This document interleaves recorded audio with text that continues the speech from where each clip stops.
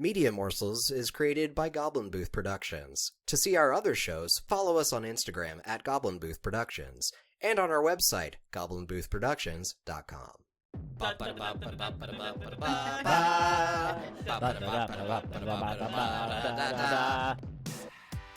Welcome to Media Morsels, the podcast about creativity and the media that feeds it. I'm Jessica, character enthusiast and aesthetic connoisseur. I'm Jamie, plot guy and the summarizer. I'm Mitchie, vibe checker and scene chewer. And I'm Chicky, and I'll tell you if this movie is saucy or not and play with my fidget toys. You're the mistress of sauce. Sauce. I don't know if we've I don't agree to that. I don't want to be the mistress of sauce. Sauce mistress. Yes. That sounds You're saucy. Yeah, but also sauce mistress sounds real dirty. I mean, That's your OnlyFans handle. I mean, to be fair, you are, And we just have Follow Nemo shit on there. Yeah, you're OnlyFans, well, sauce you're mistress. you're the host of a new podcast, It is pretty It is saucy. It is saucy. Yeah. Hella Listen saucy. to This Book Sucks if you want something that's even hornier than this. This week, we decided to do something a little bit different. Originally, we were going to do kind of like a table turner. Mitch, you always talk about City Slickers, but Mhm. you're really talking about City Slickers 2. So actually, this is just kind of a... I don't know what this is. Yeah. This is a warm up for City Slickers 2 potentially. I don't know. Who knows? Yeah, but it is kind of a cowboy movie. It's about three middle-aged men who are having a midlife crisis going on a cattle drive. Mm-hmm. And when did City Slickers come out? It was 1991, right? Yes, it was 20 years BS. 20 years before Shrek. Can you imagine? A world that was simpler, where adultery was running rampant, apparently. Where Do adultery, you just say ramming rampant? That too. Maybe. where adultery was apparently a much more acceptable... Yeah, we'll get there. Yeah. We'll get there. Content warning, boomers. Yeah.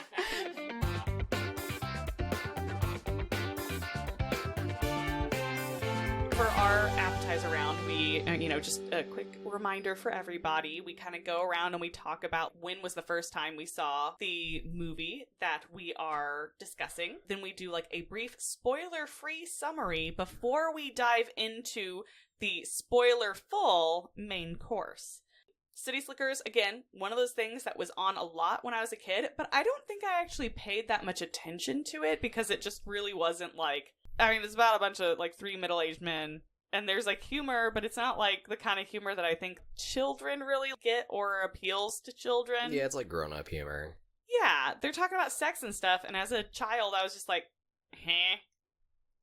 But yeah, like, when the cattle drives came up, I was like, cool. Cattle.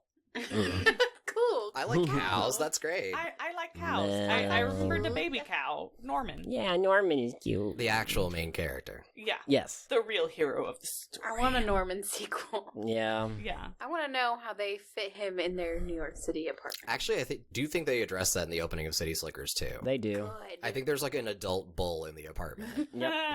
Good for I him. love that so much. I guess it's kind of a spoiler, sort of. And Well, I mean, it's kind of like the dog. You want to know that the dog is okay. Yes. Norman, the Mhm. baby calf, which features prominently in this movie, he is okay in the end. I promise. I promise.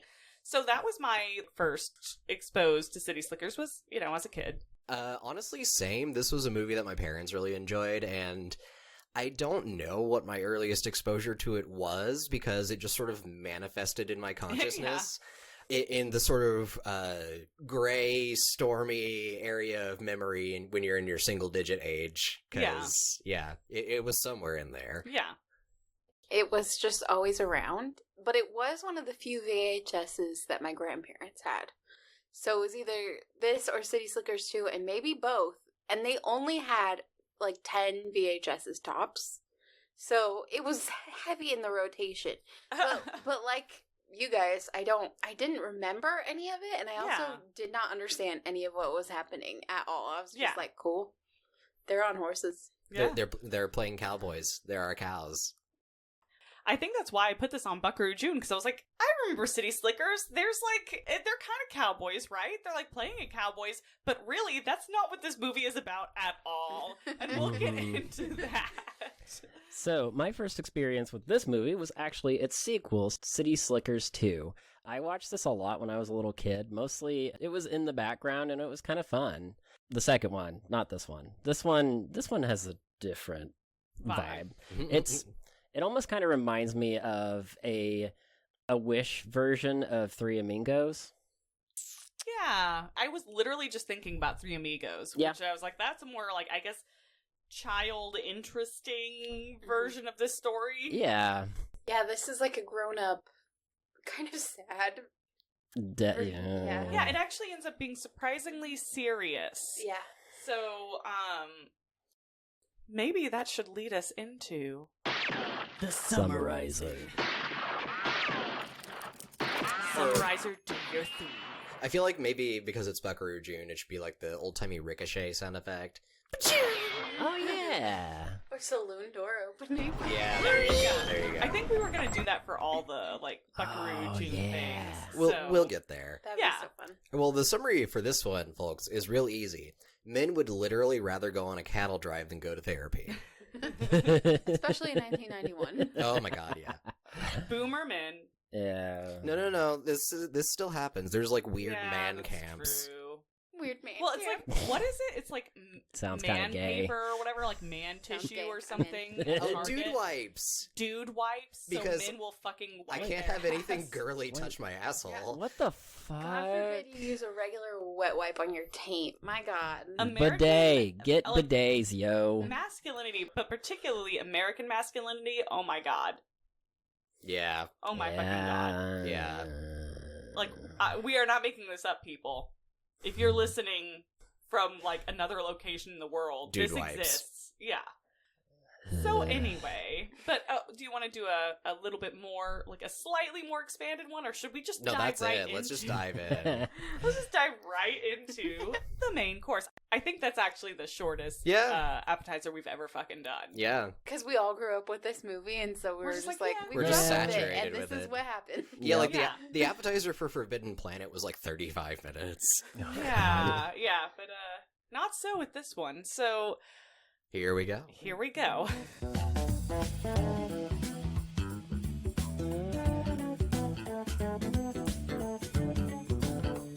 Alright, so the movie opens with Billy Crystal, who is the main character, who's incidentally, his name is Mitch. We have another movie, Mitch. We have another movie, Mitch. This one's pretty chill, though. Mitch Yeah. is also our main character, but he's like way better. Aw. Yeah. And he is having a crisis because he is 39 years old and he kind of hates his job. It really starts with the running of the bulls. Yeah, that's the cold open. So Mitch, his friend Ed, and his other friend Phil, they are all doing the running of the bulls in Spain. And they're having kind of a great time until Mitch gets gored in the ass. As you do. As you do. And he has to go to this Italian doctor who... Spanish. Sorry, The running yes. of the bulls is in Pamplona. Oh yeah, you're so right. Mm. Spanish So true, doctor. bestie. They go to the Spanish doctor and he doesn't speak a word of English and he's working on Mitch's ass. And Mitch is basically telling his friend Ed, who's the adrenaline junkie of the three of them, he's like, why do I let you talk us into shit like this? Everything that you want us to do, it's dangerous. It feels like it's trying to hold on to a youth that is no longer with us. Also, his friend Ed is taking fucking pictures. Phil is the one taking the pictures. This is a Kodak moment. Yeah, sorry, Yeah. Phil. Yeah, Phil is snapping pictures of Mitch getting ass surgery. As you do.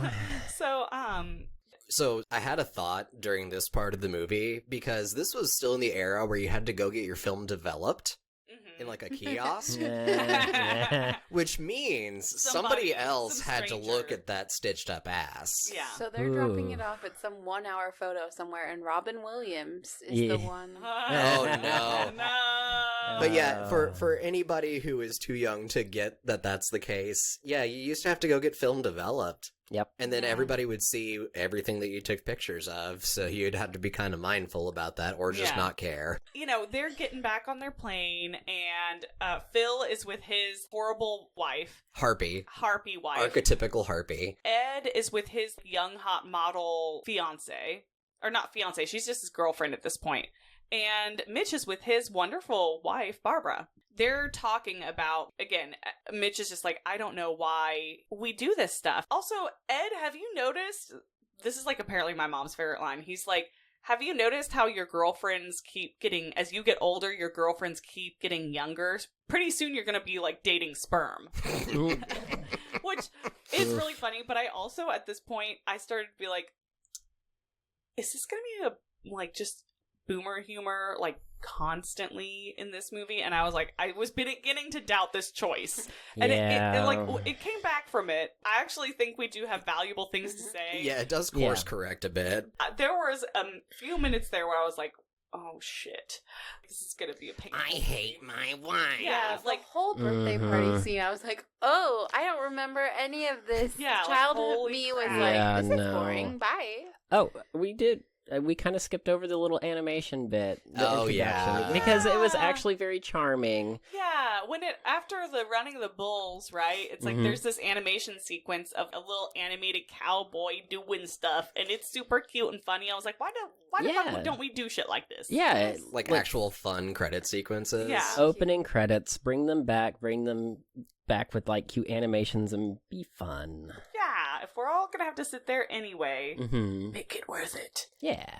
So they get home. As the, like, you know, first part of the story unfolds, you just see that Mitch is really unhappy, and he is feeling his age. He's really kind of feeling self-conscious about it, really. Mm. And he's also kind of becoming more distant from his friends, because they only see each other like maybe twice a year for like his birthday, and then I guess every year they go do, like, his friend Ed takes them on some sort of like wild adventure. He's sort of the one who plans all these things. Cue Mitch's birthday. It's like 6 months later. Actually, Ed has, surprisingly, married his model girlfriend. She's like 24. He's like 40. It's not as bad as Leonardo DiCaprio. Yeah, but like, I get, you know, they're all consenting adults here. So, and she, like, it's clear that his new wife, she just, like, She's very happy. she's very happy. She loves Ed deeply. But Ed is known in the friend group as being the, like, The serial, Lothario, yeah, yeah. like the, you know, he's always has all these new girlfriends, and he's just like cycling through them. So everybody is kind of like regarding him with a certain level of like, that's not gonna last. Yeah, skepticism. suspicion. Yeah. Mhm. And Yeah. it's funny because, like, Ed is, like, this little mustachioed motherfucker. Like, and I love that they've made him, like, Yeah. a playboy when he's just this little guy. Short king playboy. Yeah. And he's got the, like, New York accent. Mhm. Yeah. For a I'm sec- walking here. Yeah. for a second, I thought he was Joe Pesci, and I'm like, wait, no. Yeah. But he is familiar. Let's see, like, he is Bruno Kirby. Mm. Which is, like, a hell of a name. Yeah. Yeah. However, speaking of Home Alone, What? Phil We weren't. Phil is played by the same guy that played Marv from Home Daniel Alone. Stern. Yes. The Yeah. I wet was always bandit. thinking of Home Alone. Yeah. Always. That's because I'm always home alone in the head. You know you're not. No, I was about to say, you're, like, never home alone. In the head. But anyway, There's, like, 87 people. they're at this party, and Ed and Phil finally sort of like corner Mitch to be like, we're gonna, you know, let's tell you about the present. And Ed is like, yeah, I have arranged for us to go herd cattle for 2 weeks in New Mexico. It's gonna be great. And Mitch is kind of like, you know, guys, I don't know about this. I really don't want to. I promised Barbara, and my wife, he- that I'd go with her for, you know, during that time period to see her parents. And his friends are just like, what? Well, and there was this whole sequence of him being really maudlin and morbid and obsessed with death, and Yeah. going to bring your dad to work day, like career day, Oh, yeah. at his kid's school, who's played by a young Jake Gyllenhaal, Yeah, which baby. that was really jarring because like his face has not changed. That's It was surreal. Mhm. Billy Crystal goes on this extended monologue about how life is just inevitably, you keep getting older and more miserable, and then you die in front of these All fourth these graders. children. Yeah. And this following, like, The construction this worker construction guy. worker who is, like, literally cursing in front of the children. But And they love it. yeah. But they They're having love a it. great time. And the teacher is disapproving of it, but she's like, okay. But then Billy Crystal does this, and that's the thing the teacher is just like, no, you can't have that. well, I mean, but for real, Yeah. though. Yeah. She's like, you're talking to these 9-year-olds about, like, how life fucking sucks. You need to go to therapy. Yeah. Mm. He's also struggling at work too, which Yeah.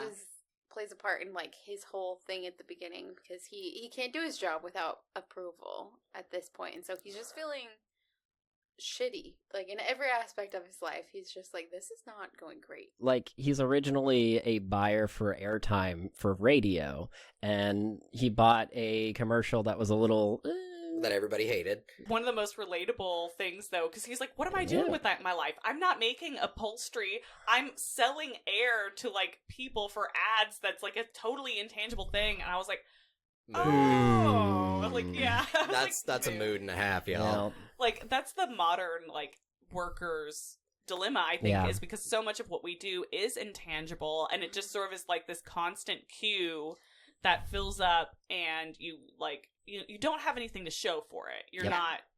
And so it's really hard to feel a sense of accomplishment. And so, like, he's... And we're podcasters. So he's feeling really shitty about it. So anyway, he has his birthday party, and his friends can tell that he's just kind of, like, withdrawing from them. He's also, like, he's withdrawing from everything, to be honest. And He's then depressed. some shit happens. Yeah. So, like, let's just go ahead and say that Phil's wife, she's a not great person. And he literally will pretend to be asleep to avoid, like, interacting with her. Which is kind of funny, but also, like, oh god. And also very boomer humor. Mhm. So grow up and get a divorce, my dude. Yeah. Yeah. And she's like, we need to leave. You need to open the store at, like, 4 a.m. in the morning or whatever. The accent. mhm. Phil.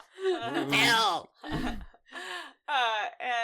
And he's like, but we just got here. Like, and Mitch is like, there's cake. And she's like, you have 15 minutes or whatever. And he has to literally set a clock on his watch for 15 minutes. A timer. Because, like, A clock on his watch. yeah, sorry, a timer on his watch. Because she, you know, like, that's how tight this, like, leash is. And she's clearly an overbearing person, but then some shit pops off, and we were all like, what the... At this point, we were, like, in once, like, is this movie, like, gonna work? Because this is some crazy shit. This little, like, cashier girl, checkout girl, still wearing her, like, supermarket, like, clothing, because that's what Phil does. He helps Manage a supermarket. His wife's father's supermarket. She comes in, and he's like, what are you doing here? And she's like, basically, I'm you know, late! They dance around it, but she's like, I'm late! And admits that she thinks that she's pregnant. Because he's been Right- stopping her in his car Right at the in front of grocery everybody. store. And this is a 20-year-old, like... And she does not even, like, I don't think she looked 20. She looks like a teenager. The actress actually, I remember her being on Maximum Overdrive. Well, she was in a bunch of stuff in, like, the late 80s. but- Yeah. Yeah, but she is, she is barely legal, really. Like, again, she is technically legal. These are two consenting adults, but the power dynamic here is definitely very fucking skewed. Yep. And But there's this, like, knockdown, drag-out, verbal fight between happening. her and Phil and Phil's wife. Mhm. he, like, yeah, it's like his wife, that everybody goes nuclear in this situation. His wife is gonna call her dad, and he rips the phone out of, like, Mitch's phone out of the wall to prevent his wife from, like, calling. It's like the most, like, this fucking It's very drama, Jerry Springer. insane. Yeah. And in the middle of all this, the little, like, checkout counter girl is just kind of standing there like, what the fuck?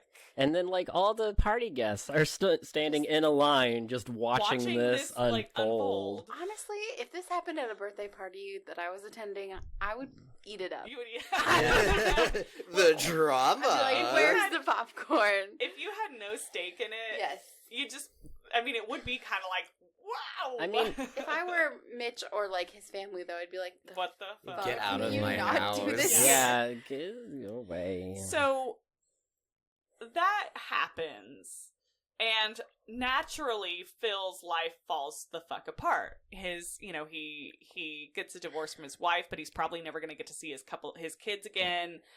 He loses his job at the supermarket. So, like, that all is happening.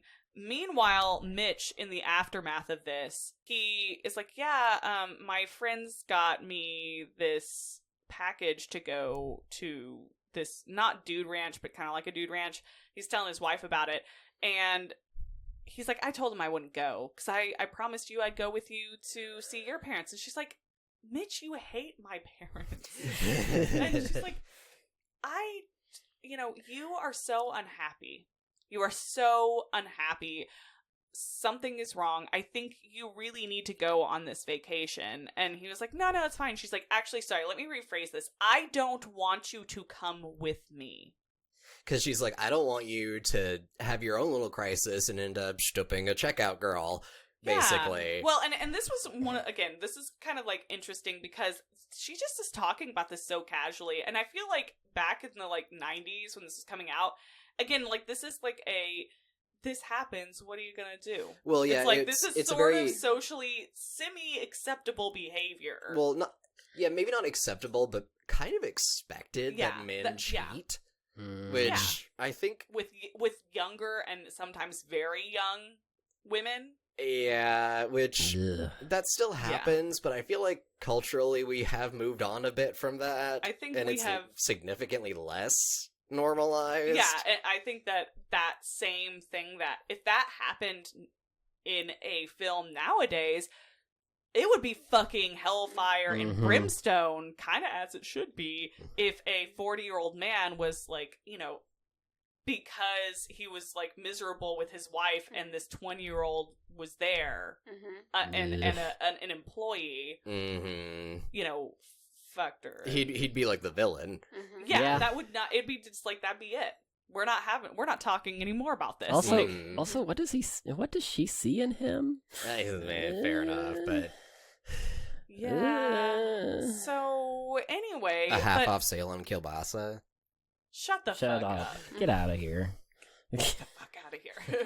So they go on the trip. So, well, I was gonna say, but for Mitch, this is also like kind of devastating because he's like, my wife doesn't want me around because she is, maybe she's right. Maybe I am like, I'm just so miserable. And she's like, I need you to go find your smile. And if this will help you, then like this will be worth it. But she's like, if you come back and you still feel awful, kind of we need to have a longer conversation about that, because I don't want to keep you here if you're unhappy. And I don't want to be cheated on. Honestly, like theirs is a really healthy relationship because they're just having these very open and frank conversations about their needs. Yeah. And like that was very refreshing. Yeah. Yes. I think a lot about the time period though, that like that was like the conclusion, the natural conclusion. Like your marriage is struggling and you get cheated on. There's no no maybe intermediate. we'll go to counseling. Yeah. Like we'll take a vacation together. We'll work on One slight, roadblock, cheat. Yeah. If there's any excuse, that's just what men will do. That's kind of like the foregone conclusion in this story. And that's like a very boomery way of looking at things, like the old ball and chain type of thing. Like, although the nice thing is that Mitch doesn't actually treat his wife like that at all. Ever. Yeah. It's really nice. That's really nice. But more on that later. So they, so he is exiled to go to the dude ranch with his friends. He's exiled to be a cowboy. Yeah. Okay. So he goes to this ranch in New Mexico. Okay, so I want to kind of discuss a little bit about Santa Fe. Like, if you haven't ever been, please go, because this movie... It's lovely. It's a lovely place, and, like, this movie doesn't really showcase too much of, like... The landscape. The landscape. The Well, beauty. I don't know how much it was actually filmed on location. It might have just been parts of California, because parts of Yeah. California Well, look like and this, there, too. I saw at least one Joshua tree, so I yeah. was like... No, this was filmed in probably California. They said it was... Yeah. But, you know, the whole American Southwest has pretty similar landscape, so you can kind of cheat it a little bit. But it is a pretty area that we are personally in love with. Yes. Yes. So that was kind of We nice. took our honeymoon there. Yeah, we did. Mm-hmm. And have gone on several trips since. We did not, in especially fact, up to Taos. we did not Yes. go on a cattle drive, but... No. No. And Maybe next time. I don't know hey about guys, that. I want to do a real Buckaroo June. Wait, I got gored by a cow at a fucking petting zoo. So, like, Did I'm you? gonna not. Wait, this was recently, Yes, right? at the freaking Ren Fair. Oh, yeah. I was petting a cow at the petting zoo, and I was like, I had my arm in the thing, and he was just like really into it and fucking slammed his horns against me. And Well, he, like, pinned you caught- against the and fence. caught my Yeah. arm against the fence. And I turned around and I'm like, wait, what? Are you okay? As I'm like dragging my arm out of her. Anyway, so I will be staying away from an actual cattle drive. Love cows though, so cute. Mm-hmm. They're like big puppies. Mhm.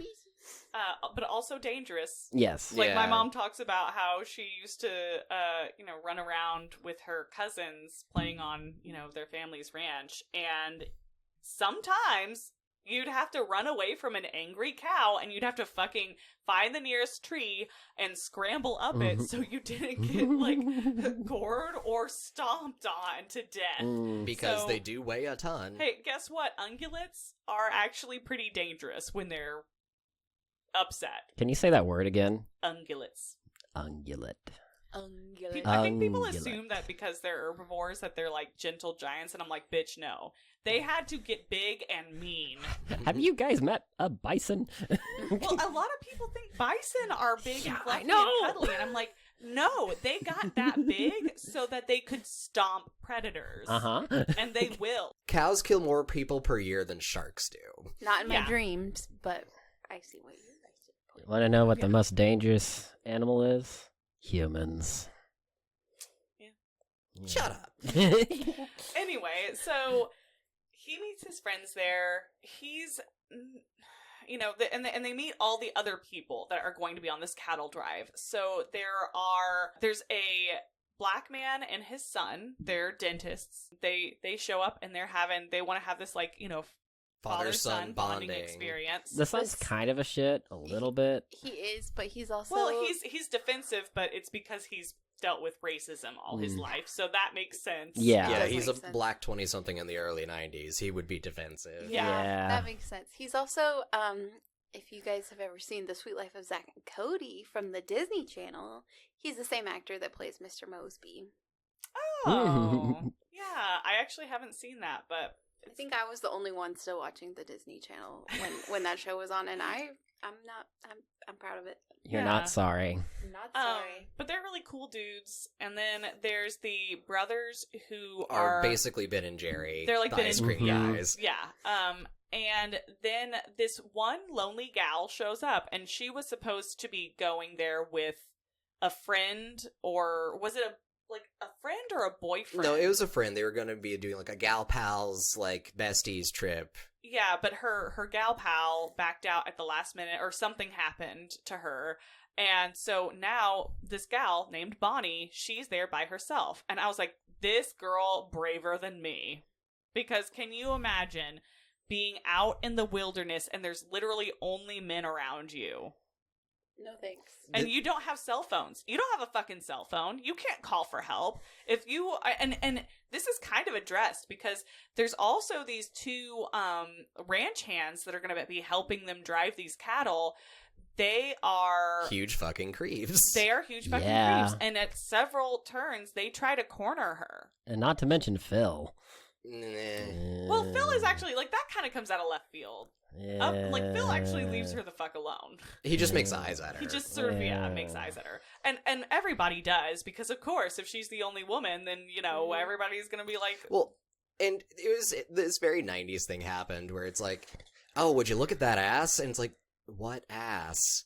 Yeah, the 90s really, like, they hated fat, thick asses. And I'm like, what the fuck was wrong with you guys? Yeah. Who wants a bony ass? Nobody. Fucking no one. What's wrong with you if you... It was a really weird preoccupation Ass that we wear. had. Yeah. Who want a flat ass? Especially whenever you're riding a horse, that would Oh, hurt yeah. worse. Yeah. So they start learning the ropes. Oh, actually, I was going to make a topical reference that may already be dated by the time this episode comes out. It's like the man or bear debate that's happening online right now. Oh my god, so true. Yeah. Would you rather be Alone in the woods with a man or a bear? Choose a bear. Well, here's And- 10 and yeah. guys. Yeah. Yeah. Would you rather... How does that change the calculus? Would you rather be in the woods with 10 bears or 10 guys? Oh, Oh, that's more no. complicated. Well, and I guess my answer would be like, are all 10 bears right there, or are they spread out through the woods? Because with the 10 men, if they're spread out through the woods, I would literally still take bears over men. Because I feel like in any scenario where I just met a single bear at a time, I'd be like, okay, whatever, I can avoid this. I can do the things that I need to do to avoid this. But if I even met, like, again, a single man out in the woods, and let alone knowing that there's 9 more of them out there, and that they could team up, Mhm. I'm like, no. No, Yeah, bears aren't pack hunters. No. Whereas men absolutely can be. Yeah. And they're So- also very quiet, too. But this is actually when everybody's favorite character that isn't Norman shows up. And the old crusty cowboy His name is Curly. shows up and threatens to stab one of the ranch hands in the dick. Yeah. Praxis. See, we're... So basically, these two guys, they corner Bonnie, and they're trying to, get all up on her. And apparently they've been drinking, and that's why they're acting this way. Mitch goes up to try to defuse the situation. Mhm.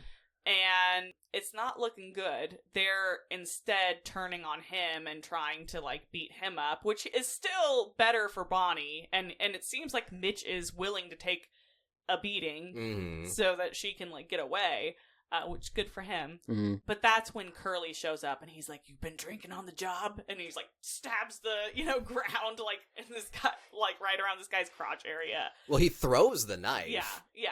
Chefs do that. Well, and he also, like, lassos him around the neck and pulls him away. And, like, anyway, so he establishes himself as the badass, but he's this really old, crusty cowboy. He looks like beef jerky. Yeah. No. He looks like a saddle with eyes. A saddlebag with eyes, Yeah, or yeah, something yeah, like that. that's- He's just So good. Yeah. for some reason Mitch feels weak. I don't actually understand why Mitch felt so threatened by Curly. Well, yeah, he's framed as like, oh, well, and I remember when I Like, was Curly watching... has got it out for Mitch, and I'm like, Mhm. why does he think He's that? he's framed as, like, scary and intimidating. And I remember, like, when I watched this as a kid, I was like, ooh, scary cowboy. But I watched through it now, and I was just like, no, that's just a cute old man. Yeah. What are we talking He's like a about? fun, we tough are old guy. we are Curly stands here. Yeah, He He was truly. helping. Like, Yeah. I think maybe Mitch was like, I got this. Like, I didn't need anybody's help, but, like... But you did, But buddy. you did. Yeah. You seriously But did. you did. You're So- Billy Crystal. Shut up, sit down.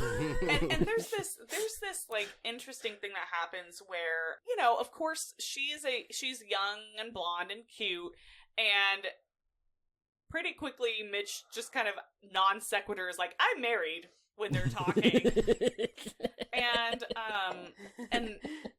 and there's this whole, like, thing where Ed is trying to be like, you're flirting with her, and Mitch is like, no, I literally said good night. And he's like, no, what you said was the flirting equivalent of, like, hello, I'd like to wear your ass as a hat, or whatever, which is actually really not true. And I thought that was really interesting because, the way that, specifically men, the way that men interpret, Flirtation. like, flirtation, because, like, I feel like if a woman said, good night, sleep tight, like, Ed is sort of showing his hand here where he would interpret that as, like, she An wants to get with invitation.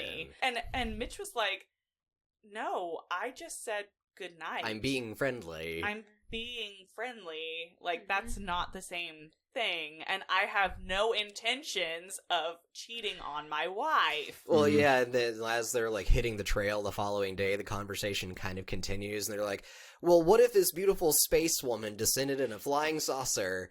You could have sex with her and nobody would ever know. Yeah, and Ed is like, you can't tell me that you wouldn't do that. And Mitch is like, even if nobody ever knew, I would know, and I would hate myself. Like, I wouldn't like myself. I would feel bad. So, but Positive also... masculinity, So we I love wonder- to see it. But also, specifically in this thing that just happened, like, the way that they talk about it is they're watching Bonnie ride her horse, and she's kind of, like, bouncing up and down. You know, Mitch is watching this just like Ed, and they agree that she looks good. But, you know, Ed is just kind of like, well, so you do want to have sex with her? And Mitch is like, no, he's like, it's kind of like looking at a piece of art in a museum. I appreciate it, but I'm not going to take it off the wall. I don't even think about taking it off the wall. I just look and it's nice. And I was like, this is actually a really great, like, way of explaining aesthetic attraction, which a lot of people conflate, like, aesthetic attraction and sexual attraction because they often coincide. But those two things are actually quite different. Yeah, they can be separated. Yeah, you can look at some... And it's kind of like how people who are not gay can look at other people of the same sex and be like, yeah, that's an attractive person. That's an attractive person because they are an aesthetically pleasing person. That doesn't mean they're sexually attracted to them. It's kind of like once you've become friends with someone and so you can't ever see yourself, like, getting busy with them, you can still acknowledge that when they look good. Like, like Jess had this really cute pair of shorts on today, and I was like, oh, that she stole from Jamie? Like, yeah, they were stole my it. booty shorts. Yeah. But you're not like, I'm gonna take Jess off the wall as a painting. Yeah. Like, you just, like, acknowledge that your friend looks cute. Yeah. Or I can walk down the street and see plenty of, like, people who are good looking people, but I have I do not feel sexual attraction to them. I do not want or think about stuff, like, with them. I'm just like, wow, that is just a really gorgeous person. I just want to, like, look at you. Ain't that neat? Yeah, ain't that neat? And so I feel like he, like, actually, this scenario perfectly sort of explains the difference between aesthetic attraction and, like, sexual attraction. And for Ed, those things are, like, very closely intertwined. So when he sees something that's pretty, he wants to have sex with it, with them. Well, and this movie, specifically Billy Crystal's character, is so refreshing for the early 90s, because so many other similar movies would really fall into the locker room talk of, like, oh yeah, this is what I would do to her. And Mitch does not do that. At all. It's like, maybe the writers were like, hey, look, okay, we've explored toxic masculinity a whole bunch already in these weird westerns. Maybe we should try thinking of something else. Well, or maybe they're even saying, like, what is put forward as typical masculinity in cinema and in books and shows and stuff, maybe actually is not that typical. Yeah. It's like, that actually maybe Mitch's way of seeing things is probably how, like, a lot of men who are in more functional relationships and have, maybe that's actually the norm. Yeah, and, like, he continuously models this pretty positive representation of masculinity. Or I would like, even yeah, he's say, struggling with depression, but like, he is modeling good masculinity at most times in this movie, I would say. What makes a man? Depression. No. Conquering your depression. Yeah. In a healthy way. So they ride out, and it turns out also that Phil's, like, the little cashier, like, checkout girl, whatever, she's not actually pregnant. And then she left him too. Good. Yeah. Good. Valid. But now he's here. He's just kind of floating along, and he's, like, held together by, like, a fucking thread. So they ride out, and the first part of this movie is really just, again, they're having these discussions about, like, Bonnie, for instance, like, would you hit that? And you know, Ed kind of defending his own stance of kind of being like, he's like, I am a very, like, you know, virile man. And he's like, it does kind of freak me out, the idea of being in a monogamous relationship forever. even though I just married this gal, it does freak me out. Maybe you should have sorted those feelings out prior to Yeah. time. And he tells them that, like, he's like, yeah, she wants to have kids, but I don't know that I want to have kids, because when you have kids, like, that's it. You have to be committed, and like your life is set. Like, that's it. You're locked in. And he's really freaked out by that. Well, Phil also comments, is like, well, I have kids. And then things start getting nasty, because Ed is like, oh yeah, and then you fucked your 18-year-old, and then Phil's like 20. You know, like, he's like, you fucked out, you fucked your, you know, checkout girl. Like, so I don't think you should be talking here. And they get into a scuffle, and then Curly throws a bucket of water on them. Yeah. Yep. And We love Curly. Yeah. And so they're like, you know, they're herding these guys along. Eventually, Mitch has brought this little battery-powered coffee grinder with him, so they can have, like, real coffee on the cattle drive. Mm-hmm. And he starts it up, and it starts a stampede, and the cows destroy the camp. And a whole bunch of them kind of get away. So Curly is like, you and me, Mitch, we're going to go get those. And again, Mitch is kind of freaked out for, like, whatever reason. He's like, I'm going to know why. die! Hey, Curly, kill anybody today? So The intimidating. day's not over yet. Curly is so adorable. Uh-huh. Yeah, love him. He also does Crazy Eyes really good. I want to be best friends with this man. Yeah. Yes. There's a parallel between Curly and Kat Stratford in 10 Things I Hate About You, where they're like, hello, Katerina, make anyone cry today? And she's like, it's only 4 p.m. Yeah. And I was like, Still I time. wonder if she stole that from Curly, because Yeah. that's so good. Yeah. She's his granddaughter. Yeah. They go out and they get those strays, but they have to stay out there a night, the two of them, and it actually ends up being kind of like a nice bonding experience. And so on the way back, Curly and Mitch are just talking about, like, the meaning of life and, like, love and all that stuff. And he's like, you ever been in love, Curly? And Curly's like, oh yes, you know, there's this gal that I saw on a certain drive, and you know, I saw her and she was beautiful and that moment was perfect. And then Mitch is like, well, what'd you do? And he's like, well, I just kind of rode on. But she is the love of my life. That moment was a perfect moment. And Mitch was like, that would just never be enough for me. And Curly's like, yeah, but every man's different. And for me, that was perfect. Mm-hmm. That's all I wanted or needed. I don't need more than the lifestyle that I'm leading. And he's like, the secret to life is this. And he holds up one finger, his index finger. And Mitch is like, yes, Yeah. what is it? What is it? And he's like, You're going to have to find that out for yourself. yeah. Curly is very much like, you have to find the one thing that matters to you most, and that is your compass. Mm-hmm. That is how you live your life. There's also that really cute scene at the campfire with him and Curly. And, Yeah. and like, so Mitch takes out this itty bitty tiny little harmonica and starts playing. And Curly being all like, he's like, you need to quit that. And Mitch is just, He finally gets being- some gumption. yeah, he gets some gumption and he just keeps playing Spitefully. spitefully. And Curly like sidles up next to him With a gigantic knife. and says, you really need to stop.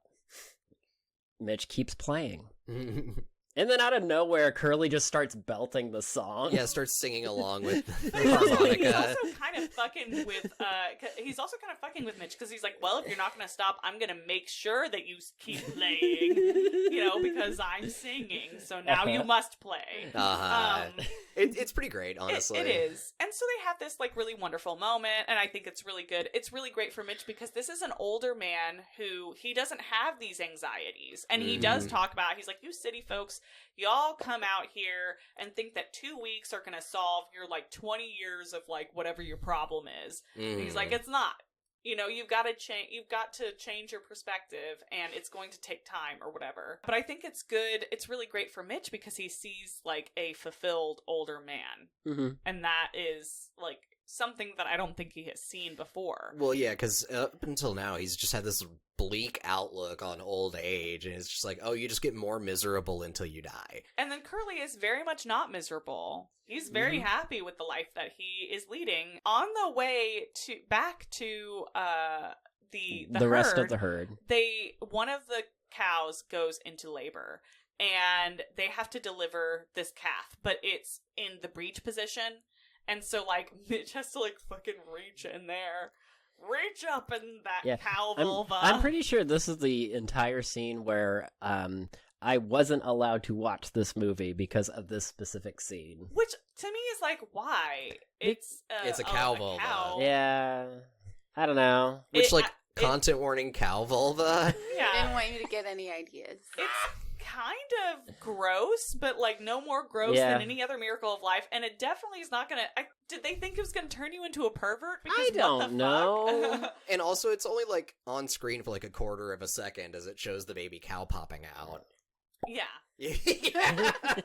And, you know, this is really big for Mitch because he helped deliver. It was really gross, but he helped deliver this baby cow, and this baby cow's super cute. But then Curly has to shoot the mother because she's dying and she's suffering, and so he shoots her. So now Mitch has to take care of this baby. And he's the cow's mommy now. Yeah, he's, like, feeding it with, milk from, like, a bottle where he's attached one of his gloves to and, like, using the fingers so that the, like... A nipple. As an udder. I'm gonna call him Norman. Yeah, and you know, so now the little group has their own little mascot now, and it's very, very cute, and Norman follows Mitch around everywhere, and then Curly just goes off, sits on a rock, and dies.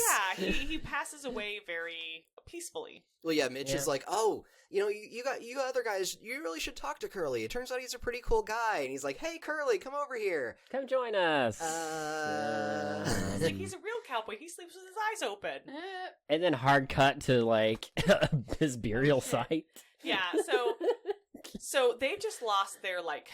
most experienced guy. And now they're left with the two other, like, ranch hands who were... fucking creeps. Yeah, creeping on Bonnie and Cookie. Curly was the one who was kind of keeping them all in check, and he was like, there's no drinking in this outfit, or I will, like, lasso you around the neck and, drag you around. So Cookie immediately starts hitting the sauce. Yeah. Lord, we gave you Curly. Try not to piss him off. Yeah. Yeah. So good. Yeah, that was Cookie's eulogy for Curly.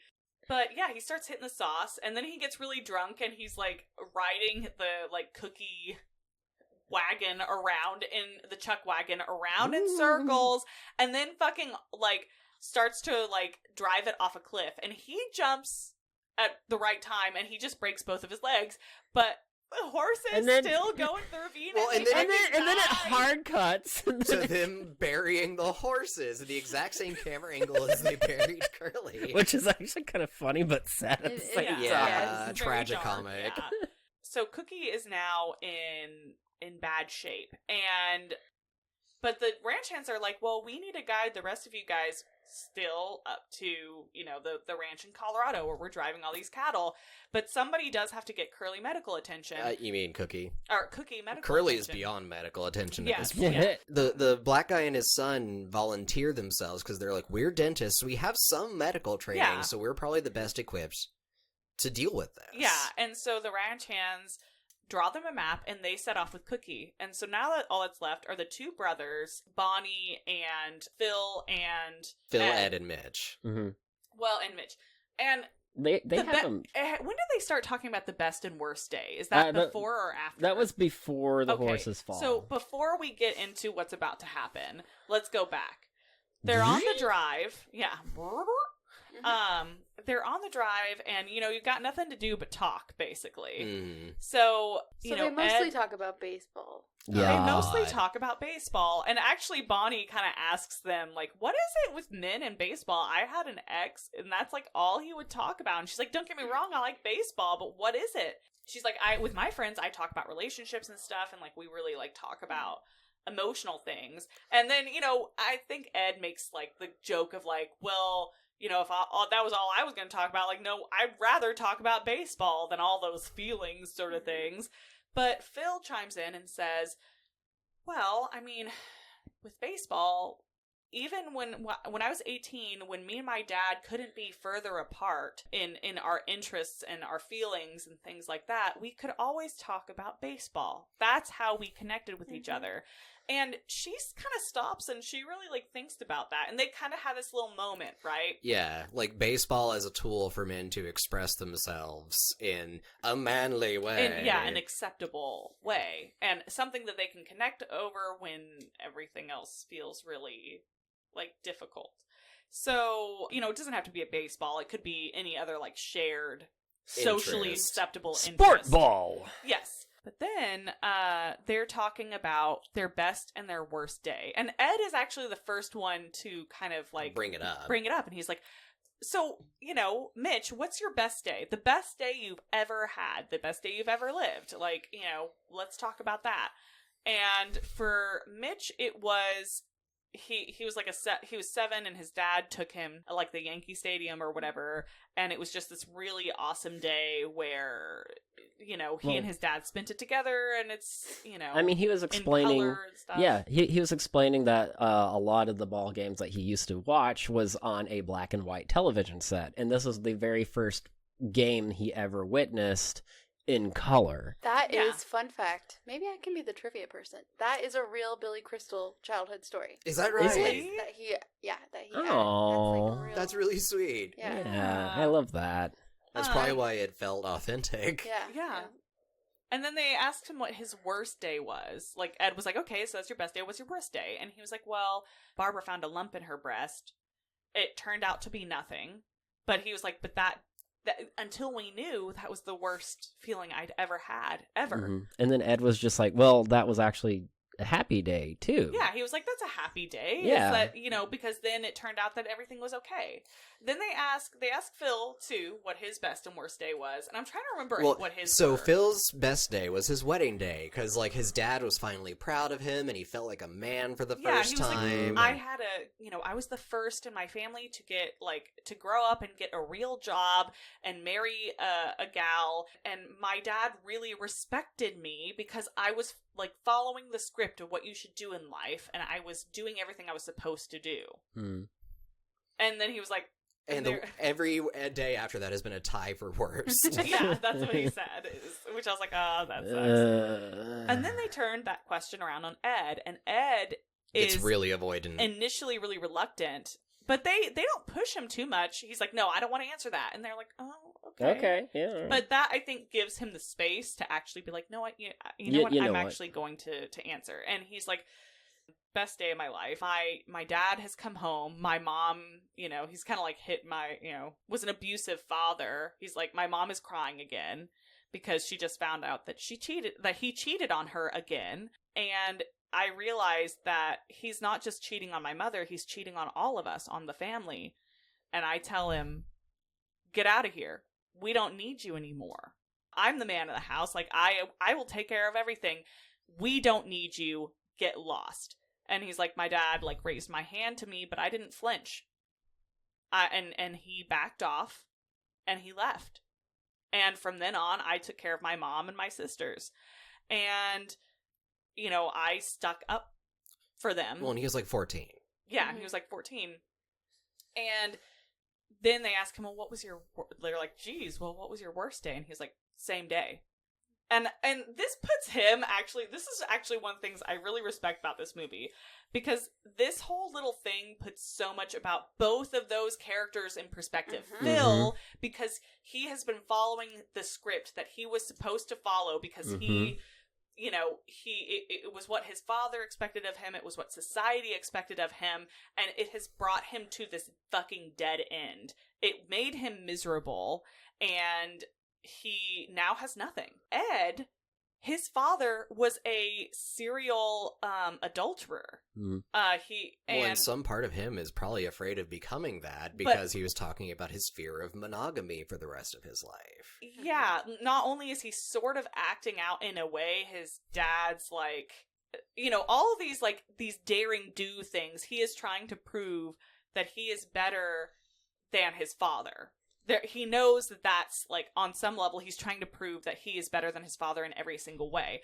But he's also still emulating his father by, like, always kind of moving on to the next woman. Mm-hmm. And again, he is scared that if he finally takes the plunge and he has kids, he's like, basically like, well, what if He'll I can't? become his father. Yeah. What if I can't stop and I'll become my dad? That's like a very like real thing that some men are still unpacking in 2024. Like, Oh, yeah. Well, yeah, it's really raw. Yeah. if you've seen the most recent season of Love is Blind, Mitch and I watched it, and there was one character named Clay who was so afraid that he would end up cheating on the person he chose that he talked about it all the time. I was like, you need to go You need to to go to fucking therapy. therapy. He's like, well, my dad cheated, and he took me with him to cheat on my Oh mom my all the God. time. And I was like, my dude, I beg of you, because he was like a pretty sweet Hey, being. go to therapy or a cattle drive.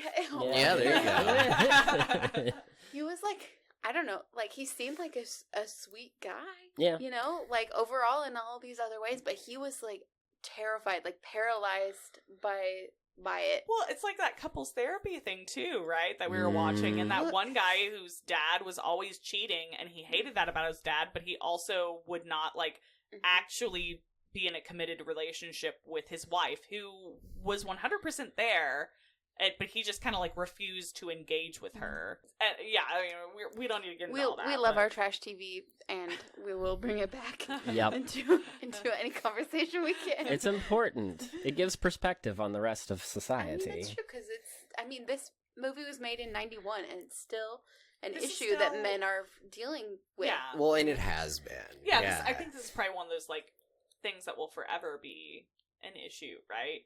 And the kind of wounds of, you know, we can talk about wounds of the mother, wounds of the father. Like for a lot of men, like if their father was a serial adulterer, like that is, It leaves a mark. yeah. Or if their dad was absent and they don't have like a father figure, that's also like but we don't need to get into that. But like, But that's actually what this movie's about. But Yeah. but here we actually start to getting into the meat of what this movie is about. It is about these men who, like, they're in the middle of their lives, and they're all kind of having a crisis. They're still trying to unravel, like, disentangle themselves from like the wounds of their childhood.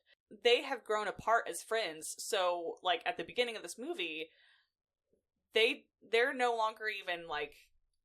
That, you know, they don't even have that friendship to fall back on. They're so kind of wound up in their lives that they're Just becoming disconnected. Yeah, disconnected, which is like very bad for anybody, but also like I think men in particular are susceptible to getting super isolated from. Well, yeah, there is this trend of like middle-aged and older men, like, because men are not socialized to like be the person that runs the social life in the household, like that labor is expected to be outsourced to the woman in the relationship. Yeah.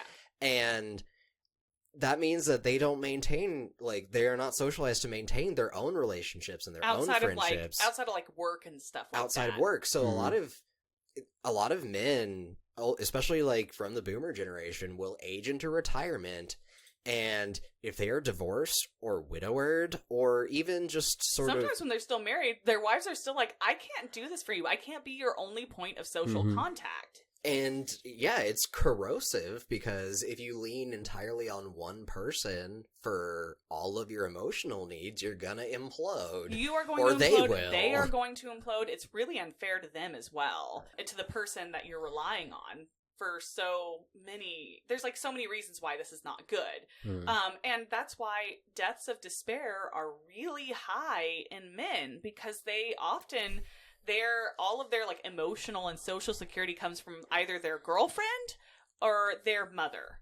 And when one or both of those ends up kind of being like, dude, like, you know, not being there anymore, or just saying like, I can't do this for you anymore, they don't know how to resolve that. Because we as a society don't often give men the tools to deal with that. And we don't encourage men to be emotional and social. And I think we're doing better about that now. Like, I do think it's changing. But certainly for the this movie is really good at sort of encompassing for the boomer generation, like those specific kinds of anxieties and those like particular male problems. hurts. Yeah. Yeah. I mean, Jamie and I were having a discussion earlier today about like men's clubs and how important it kind of was just to go around and pretending to be wizards with your friends or whatever. Well, yeah, like there used to be a lot more like social clubs for men and like older men. I don't know, just like social groups to get together, and like we've lost a lot of that. Well, it's just like third spaces and like social spaces in general, they're kind of all disappearing. Yeah. And so I don't know, call your friends. Yeah. Mm-hmm. Don't be afraid to try to like to encourage and foster friendships. Maybe get them out of the bar. Maybe go somewhere else besides that. Yeah.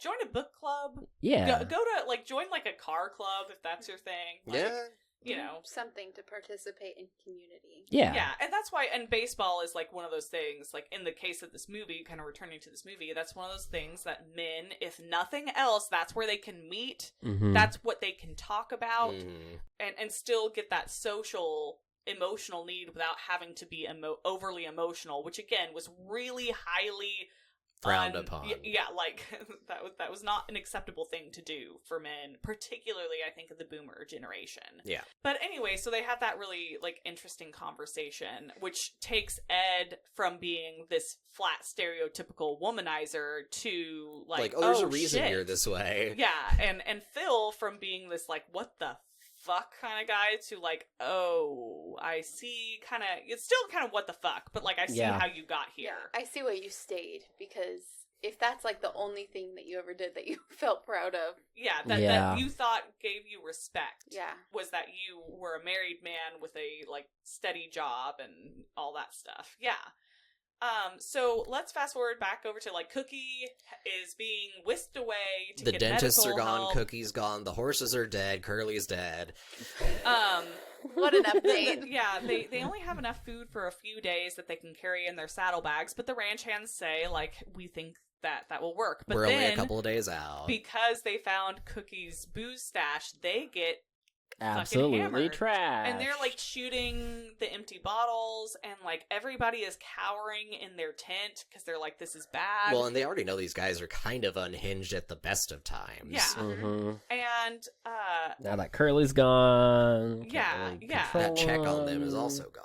So they're fucking around, and then they grab Norman the calf, and they are threatening to kill the calf if Mitch doesn't come out to play with them, because they've got a bone to pick with him because he did like stick up for Bonnie, and of course all the men right now are trying to like basically keep Bonnie like, you know, out of the line of sight of these guys, which is, we love to see it. We love to see like, but these guys, this is actually the appropriate reaction. Please use your privilege. Yes, but the ranch hands have guns and nobody else does. So they're threatening Norman. Mitch is like, I'll take care of this. And he kind of does his, like, trying to use humor to diffuse the situation kind of thing. Which kind of works to a point. But they punch him. And then, of course, Ed and Phil within run in. Just a few seconds of Mitch getting punched, both Ed and Phil go and tackle the guys. Yeah, but they, you know, and then they have guns, so of course, like, they're trying to disarm these guys because they do threaten to fucking shoot someone. I can't remember who. And then there's a scuffle, and Phil manages to get the gun, and he puts it up to, you know, this one Cowboy guy's head, number one. and he's like, you know, the guy's like, whoa, man, whoa. And Phil is like, you're a bully. I can't fucking stand bullies. You know, bullies have been bullying me all my life. He's fully going off the deep end. He is like about to fucking snap. And everybody is now so much more afraid of Phil than they were of these guys. Because he like cocks the gun and he's like, I hate bullies. You know, you guys ruin everything. Blah, blah, blah, blah. And I'm like, he's saying some pretty like real shit. Yeah. But also he's like about to, like, everybody thinks he's about to going murder a to guy. murder this guy. And so like the guy's like, you won't do it, and he's like, won't I? And like, you know, cocks the gun. And then he's like, bang.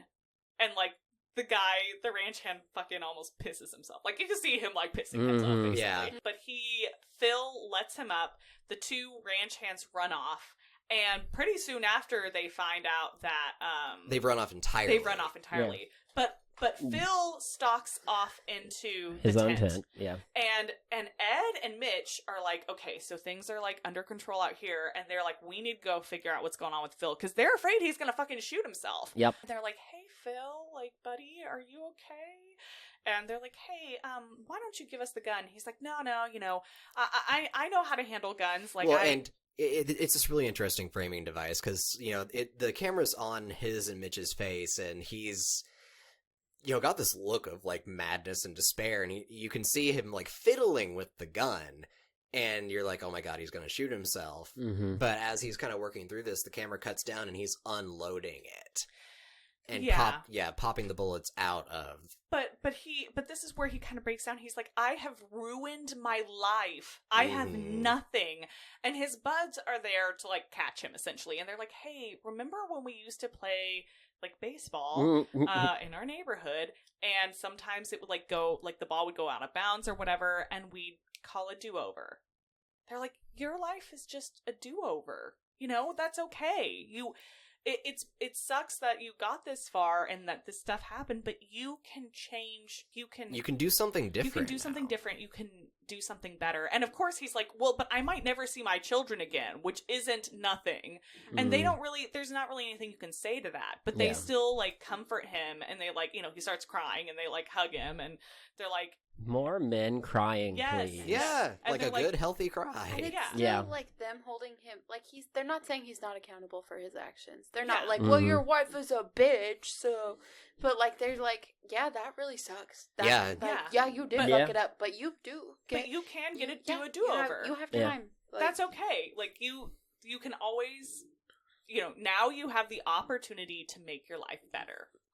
And so they kind of catch him when he falls, basically. And so they get the gun away from him. But then, they find out that the ranch hands have run off. Mm-hmm. And so they're trying to figure out what to do now. Yeah, the remaining party is debating, like, well, what the hell do we do? Do we even know where we're going? Yeah, and Mitch mentions, he's like, well, Curly, when we were, like, kind of off on our own, like, he mentioned a river and a valley. And so, like, I think that we could probably bring him in. But them being the herd. Yeah, but the two ice cream guys are like, are you fucking kidding? We only have a few days of food. What we should do, we'll move, like, way faster without the herd, because like, a herd can really only move, like, 15 miles a day. And if you push them any farther, they're going to lose weight, which you don't want to do on a cattle drive. You want to maintain their weight so they can get to the, like, station and then become whack. Butchered, whatever. Yeah. So they're like, we can't move the herd. Spoiler. We're not getting there yet. We can't move the herd that fast. So we would move a lot faster if it was just us. We should just leave the herd. And then Bonnie objects because she's like, well, if we leave them here, there's no water, there's no grazing, they could die. Mm-hmm. Yeah. And so Ed is like, I'm going to bring them in. And Mitch is just like, look, you don't have to prove that you're better than your dad in this. Like, this is, like, these are real stakes. We could die. And he's like, no. He's like, you can go. You can leave. I am staying. I am finishing this. Mm-hmm. It's a matter of principle. And then Phil is also like, hey, I got nothing to fucking lose. Yeah. Might as well just do this. Yeah. And at first, Mitch is like, okay, you guys are crazy. I'm not going to do that. And he and Bonnie and the two brothers, they, like, ride out in the morning. And you see that, like, Phil and Ed are trying really struggling to get that to work. They're really struggling with the herd. But Mitch doubles back, and he...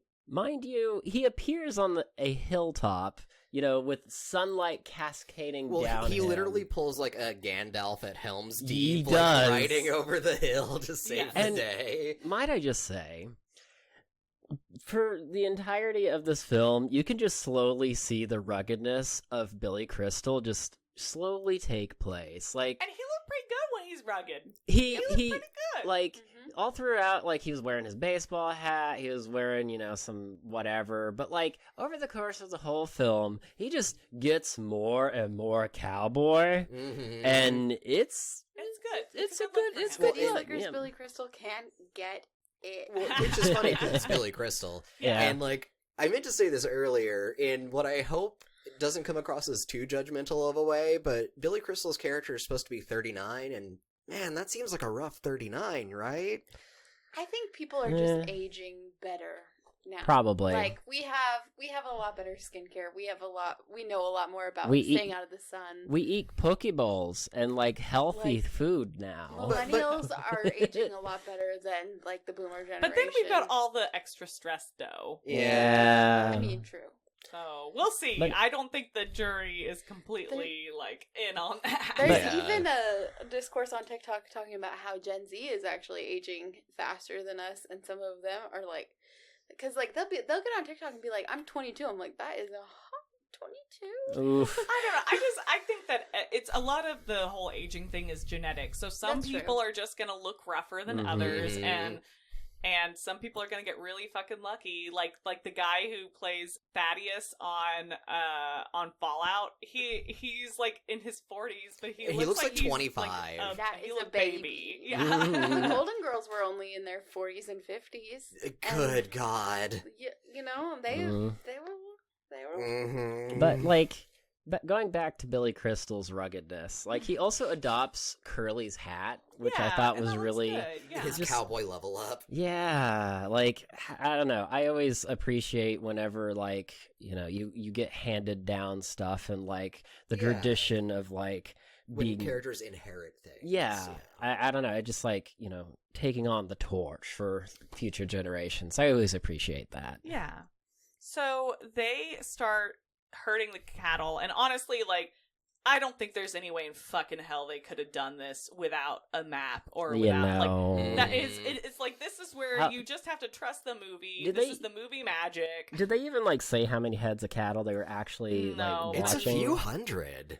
Yeah, I don't know if 3 dudes can handle that. Yeah. Well, not So, 3 like, inexperienced dudes. No. Certainly. But then again, this is like a dude ranch. Apparently, most of the time, this herd is just being shuffled back and forth. Because, like, the way they make their money is doing these tours. Yeah. So they may just be, like, they already know where to docile, go, maybe. Yeah. But they start herding them along, and eventually we get to this point where they're having to cross this river, and it's raining, and they don't really know what to do, and the river is getting kind of rough. But they find a place where they think they can cross, and they do successfully cross. But as they get the cattle across, baby Norman, the calf, is trying to cross the river, but he is very small. He's getting swept away. And he's getting swept away. Yeah, and Mitch... It's so sad. Yeah, and I was like, no! I was like screaming. I was like, I can't take this. I can't take the suspense.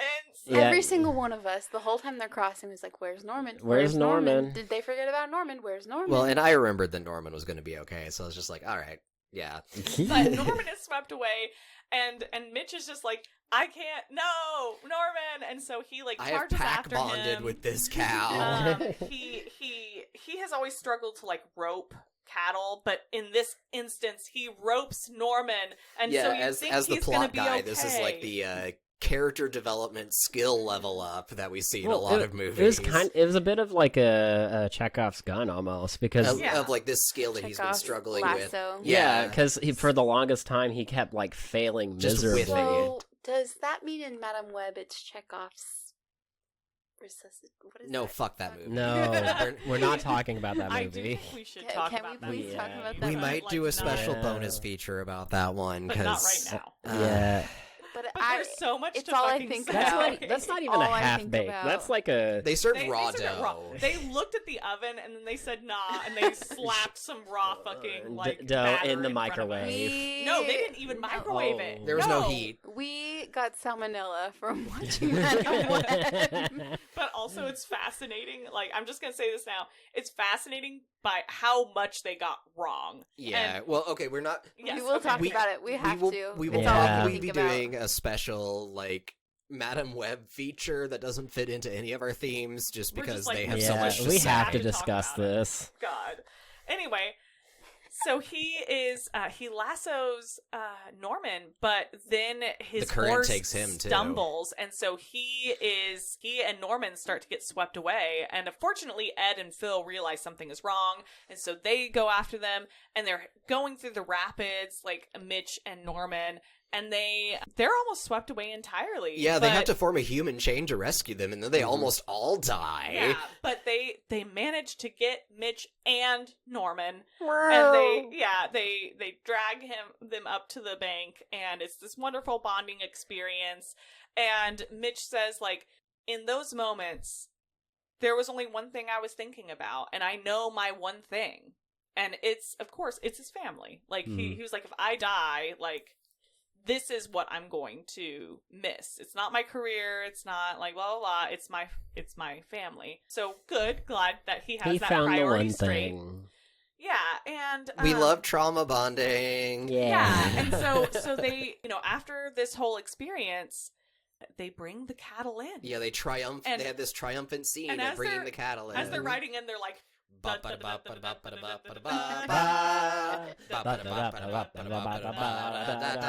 It's so cute. it is very cute. They're like, Well, and the dentists and the ice cream guys and Bonnie are all waiting for them at the other end point and, like, cheering them on. Yeah, and they're celebrating, and they're like, the owners of the ranch are like, hey, this one is on us. We'll give you your money back because you kind of did us a huge solid. Also, don't sue us. Uh-huh. But then they also reveal that normally they, like, shuttle these cows back and forth, but they, like, the price of beef is really high right now, so they're actually gonna butcher all these people. Oh my god! All these cows. What But, a like, slip! But to Mitch, they kind of are people. He's like, Yeah. these animals trusted us, and we just fucking delivered them to, like, the Their jaws of deaths. death. Yeah. Especially, like, Norman. What Especially if, baby Norman. what if it was the people, and at that point, the movie took, like, a sharp left into a horror movie? Oh my god! Like, surprise, this is a prequel to Hostel. Whoops! Yeah. Okay, so vibe check. The log cabin. Oh, Yeah, the log cabin they're staying in. It's It's so really nice. good. Then, everybody kind of has this moment of, like, Ed is like, you know what? I did it. And I can do it. I am going to go home. And I'm going to impregnate my my wife. wife. Wait. We're going to have kids. Isn't this like? And then Mitch is like, and I'll help. And he's like, hey. Well, isn't this like after Mitch shaved as well? Yeah. We booed so hard. We're like, No, no. you should have kept the ruggedness. Just like with you, Mitch. Mitches Yeah. are not Uh-huh. allowed to we shave. like Beardy Crystal. Yeah. And we like Beardy Mitch. Actually, Yeah. like our Mitch. It's distinguished. Yeah. Mhm. And Phil is like, yeah, my life is a do-over, and that's okay. And he's, like, kind of at peace with it. And Mitch, Billy Crystal Mitch, is like, yeah, I'm gonna go home. I'm gonna be with my family. I'm gonna do my job better. Like, I know what's important to me now, and I know what makes me happy. And he's like, hey, they all fly back, and, they're talking, and he's like, so we're gonna do what is it they're doing next year? They're dog sledding next year. Ed is, like, trying to pitch them on their next crazy adventure. And Mitch is like, okay, so dog sledding next year, but also coffee Next week. Next week, right? So they're, like, setting up this regular, like, instead of only seeing each other every once in a while, they're setting up this regular hangout, It's get so together. It's cute. good. I love it. Spend time with your besties. Yes. And when they also see, as, like, Phil is leaving the airport, Bonnie has joined him. And I guess Which kind of there's- out of left field. There's not There a ton is of no- setup to this. There's, like, yeah. one or two extremely vague hints that it may possibly happen. I don't even see the vague hints, man. You don't? No. I feel like the fact that they're the only single people on there is Yeah. supposed to be one of the things. Well, yeah. that was kind of like... This is a very straight people movie was in that kind of- way. yeah. But anyway, but like, they, it's implied that they're gonna get together, and, like, I guess more power well, to and like him. Bonnie's his age, so that's pretty healthy. Yeah, and Yeah. Bonnie's a really cool gal.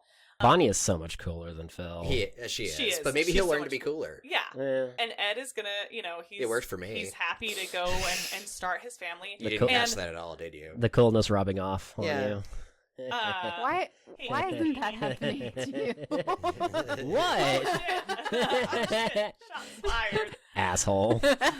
But then Mitch's family rolls up, and they get out, and he's hugging them. Well, and he's talking like, to his wife like, I'm going to do everything better now. And she's like, everything? And he's like, hey, look what I found. And he smiles. And she's like, yay, good because he found his smile again. Mhm. And before they get in the car, though, this like airline attendant comes in and he's like calling for Mitch, and they're like, "Wow, Dad, did you give us a dog?" Because he's like rolling up this like giant crate, and he's like, "Hey, here's Norman," and they put Norman the calf in the car, and they all drive home. Mhm. With the cow like hanging its little front feet out the car window and looking out over one of the bridges of Manhattan. It was so cute. It was super cute. And then roll credits. Yeah, So the that's end. City Slickers. Yeah. Hold up. Shout out to the in the credits, that weird Wrangler, Slick Mitchell. Oh yeah, one of the credited cow wranglers' name was Slick Mitchell. Yep. And this Lots of reminded me that my dad had a friend when I was growing up who Oh, he no, called it was Slick Willie. No, It no. was Slick- That was no. Slick Mitchell was in the Oh, sorry. credits. Slick Willie was my dad's friend. My dad had a friend when I was growing up called Slick Willie that I assumed that was like his Oh my actual God. name. Maybe it's the tism. But then I was like watching the credits and I was like, actually, I don't think that was his name. That might have been a Slick nickname. Slick is a nickname. I can't. Can you imagine your last name is Willie and you give birth to a son and you're like, I'm gonna name him Slick. I mean, there's people who would do it. Yeah. Oh God. Anyway, that's City Slickers. That's City Slickers. I mean, I guess what I will say about this is that I was really scared this was gonna be A gross boomer movie. like a not great boomer movie, but it ended up being a lot about like masculine friendships and, healthy masculinity. Which is kind of an emergent theme of Buckaroo June, weirdly. Mhm. Yeah. Is it like, but I guess maybe because those are the things that we enjoy, right? Hmm. Like, our little group, we're not going to tend towards the like ultra testosterone poisoning like kinds of westerns. The things that we enjoy are westerns that prioritize like certain things, Feelings and heart. And positive masculinity. And one thing that was comforting to me is that this is like a well-loved movie. Yeah. So we're not Yeah. alone in that. And actually won an Oscar.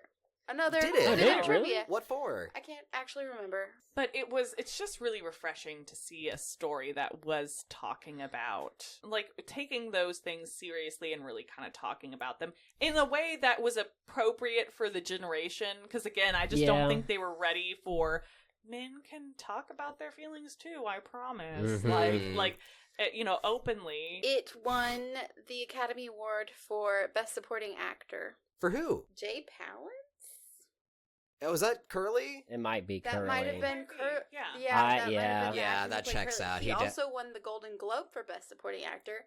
Billy Crystal won the MTV Movie Award for Best Comedic Performance that year, and it won a People's Choice Award the next year for Best Comedic Movie. Oh, So alright. it was very well received and well loved, even for that commentary Well, at and the time. yeah, and like people of my parents' generation generally remember it positively. So Yeah, but like almost, again, I just feel like it's still kind of underappreciated. well, if you're among outside that people like generation, you're our not age gonna and talk younger, about you it. might not have encountered it. Yeah. Yeah. And it's worth a watch. Yeah. All right. Should we roll on over into the dessert round? Yes.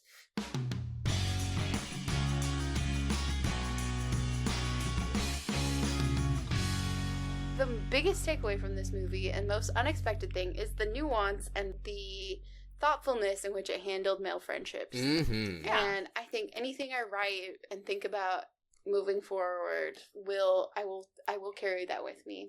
Yeah. Yeah. Well, same here.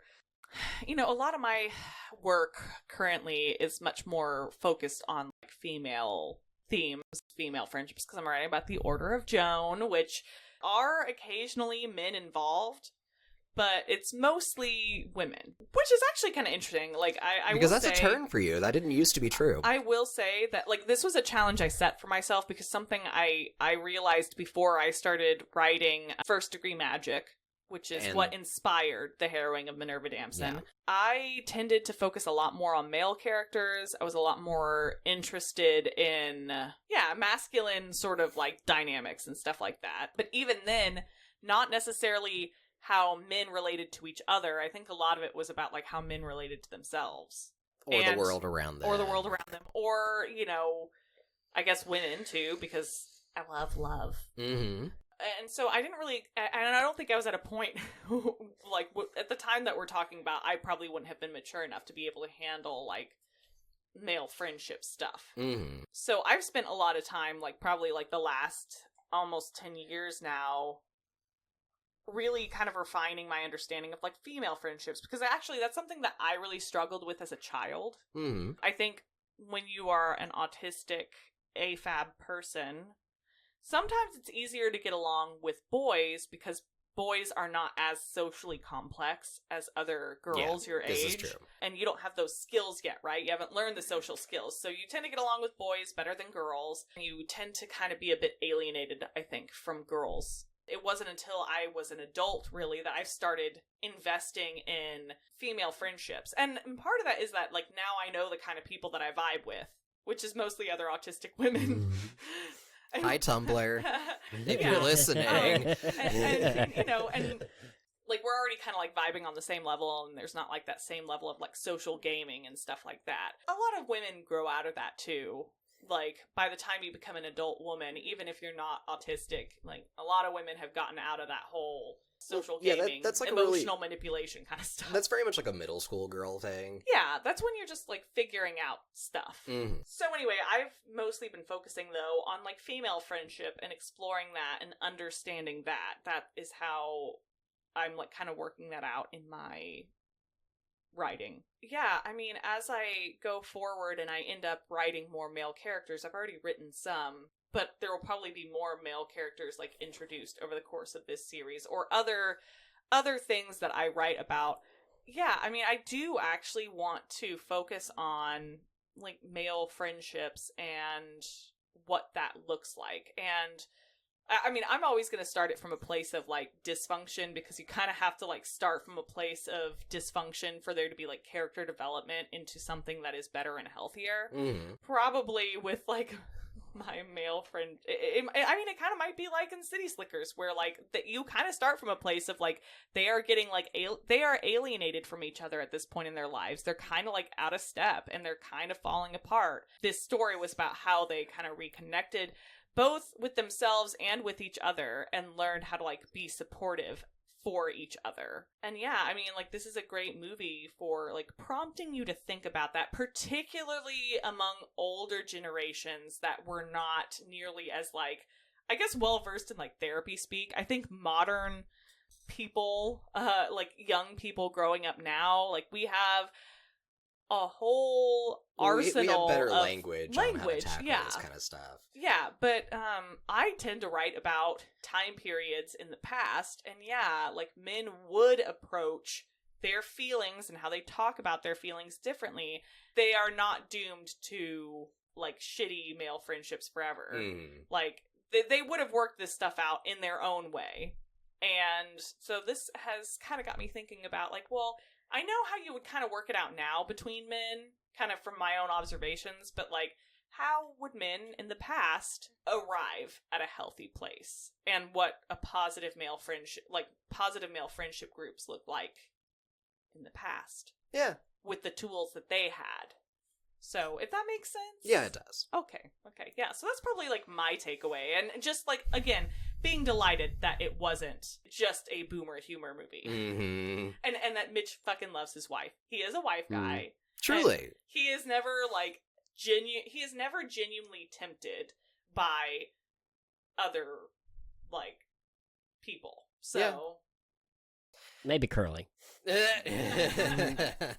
Who knows what happened that one night out on the range? Mhm. What if you held me like What? he's What? like, Curly, what if you held me? Cowboys are frequently secretly fond of each other. What? Curly, what if you held me like I held Norman? This is our baby, Curly. This is ours. We Brought made this. into the world, Curly. I mean, honestly, like, my takeaway from this is absolutely the same as Cian's and Jess's, because, like, that's the main takeaway from this movie. Like, yeah, it's fun, it's an adventure flick, but it's kind of thin on the ground in terms of, like, those elements. The real meat on this bone is positive representations of masculinity. And if you've been following us for a while, or you've been binging our back catalog, you've probably heard me harp about this on a couple of other movies already, because that's something that I'm really interested in. That's something I struggled with a lot growing up, especially as like a military kid. I was surrounded by all these representations of masculinity that didn't really like line up with how I saw myself as a boy and growing into a man. This model of male gender doesn't line up with who I am, because I didn't see other men that were like me. Because I tend to have more traditionally femininely aligned interests. You know, I'm a bisexual guy, which that always has, especially growing up in the 90s and early 2000s, there was a ton of just like homophobia. In the military. And in the military culture, like Don't Ask, Don't Tell was struck down while I was still a dependent in a military family. So like I struggled a lot to find male role models that aligned with sort of my personal values. Like, obviously I looked up to my dad and the other men in my family, but they were much more like stereotypically like manly stoic men. We're stoic, we don't really talk about our feelings, we're really into like mechanical stuff, and that just wasn't really me. And so like movies like this and finding just occasionally tender masculinity, it was really validating. And I've also been fortunate enough to have very emotionally open male friendships, hi Mitch, hi, in my life that have been really formative. So yeah, there's a ton of value in that for me, and I think for a lot of other young men growing up now, like, try to find those things, because you don't have to be that model of masculinity that society has set up for you. You can gender however you want. Well, and even if you are a tough guy, it's still okay to talk about your emotions with your male friends. In fact, you absolutely should. That is not weakness. Yeah. And you don't even have to like talk about it in like, if you have to use baseball as a metaphor, that's fine. That's fine. Do it. But just make sure you are talking. I feel like about your needs. I feel like certain crowds are almost getting too into the therapy speak, because some of that like really structured language can get in the way of like actually expressing what you're actually feeling at a given moment. Yeah. But it's still a really useful tool, so just use whatever language works for you. Yeah, use the language that works for you. Just don't feel afraid to like be vulnerable and express emotions with people that you trust. And the people that you trust don't have to just be your parents and your partner. In fact, it's kind of unfair to rely on them for all of your emotional needs. That is a lot of pressure to put on anyone. And so, cultivate friendships with people that you trust and you can be emotionally vulnerable with when you need to. It doesn't have to be all the time. Well, and it's not fair to yourself to, like, only express yourself openly to those people, because, they're not always going to be available, and if you limit your pool of people that you can open up to, you're going to limit your opportunities to do that. Yeah. Well, or you're going to set yourself up for failure, because they might be going through a crisis and they can't emotionally support you, but you're also going through a crisis, and then everything falls apart. Yeah. And... Well, like all those people who got divorced during COVID, like, perfect example. Yeah. Yeah. So my main takeaway is going to be like... We don't have time to unpack all of that. Woof. Okay, but I just have to share one fair enough. anecdote, because getting divorced during COVID was such a common theme that I was at one point afterward getting Wi-Fi installed in an apartment, and this guy was like, "Yeah, I got divorced during COVID." I was like, "Me too." And he was like, "Samesies." And we were talking about like what a weird, what a time to be alive. Yeah. Anyway. So my main takeaway, I'm just going to harp back on what was already established. Male friendness, being vulnerable to your other dudes and stuff, and like learning tenderness from different kind of sources. Yeah. I feel like it's also really important not just to learn it from your other dudes, but also from everybody else around you. Yeah. You could learn emotions and just feelings and how to be a better person from all sorts of people. Yeah. And that's Yeah. okay. Yeah. In fact, that's what you should do. Yeah, I mean, I vibe with Jamie on this a little bit. I've learned tenderness, honestly, from a lot of my friends that were women and were girls. And, like, that's kind of just, I've kept with me for a good chunk of my life. I would say it's really important to cultivate friendships with all different genders. Yeah.